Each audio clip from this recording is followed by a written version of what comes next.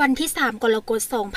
2026 นี้บริษัทลาวโทรคมนาคมมหาชนและองค์การ People in Need PIN ประจำสาธารณรัฐประชาธิปไตยประชาชนลาวได้จัดพิธีลงนามสัญญาการร่วมมือว่าด้วยการนำใช้ระบบแจ้งเตือนภัยล่วงหน้าสำหรับทุกคนในสาธารณรัฐประชาธิปไตยประชาชนลาวผ่านทางข้อความสั้น SMS และข้อความเสียง IVR ภายใต้โครงการผ่านขยายระบบเครือข่ายตะนางการแจ้งเตือนภัยล่วงหน้าอยู่สาธารณรัฐประชาธิปไตยประชาชนลาวสร้างความเข้มแข็งในการรับมือต่อภัยน้ำท่วมในเขตลุ่มแม่น้ำคองในพิธีลงนามเซ็นสัญญาในครั้งนี้ให้เกียรติลงนามโดยทานอรุณเดชบานจิตห้องผู้อำนวยการใหญ่บริษัทลาวโทรคมนาคมมหาชนและทานโทมัสดูรัญญา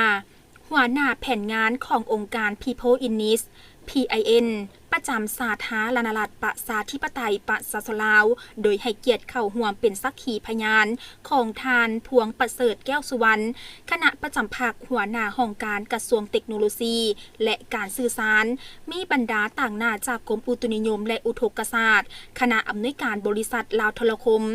หัวหน้าฝ่ายการเปลี่ยนแปลงดินฟ้าอากาศและการคุ้มครองทรัพยากรธรรมชาติจากองค์การสวิตเพื่อการพัฒนาและการร่วมมือประเทศสวิตเซอร์แลนด์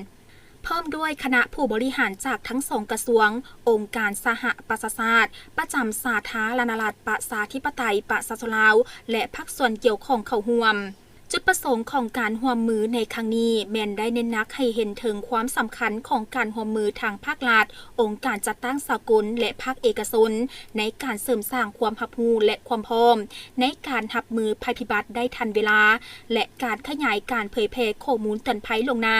ในสาธารณรัฐประชาธิปไตยประชาชนลาวเพื่อช่วยให้ชุมชนที่อาศัยอยู่ลุ่มแม่น้ำมีการกะเกียมและปรับตัวเข้ากับการเปลี่ยนแปลงของสภาพดินฟ้าอากาศโดยเฉพาะแม่นปัญหาอุทกภัยน้ำท่วม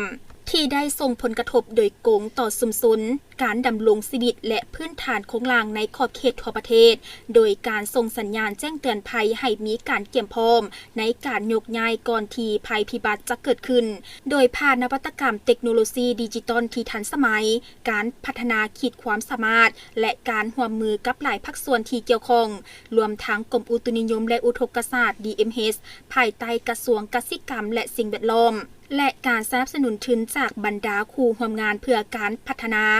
โครงการนี้จะช่วยประกอบส่วนในการลดผ่อนการสูญเสียชีวิตและทรัพย์สินที่เกิดจากภัยน้ำท่วม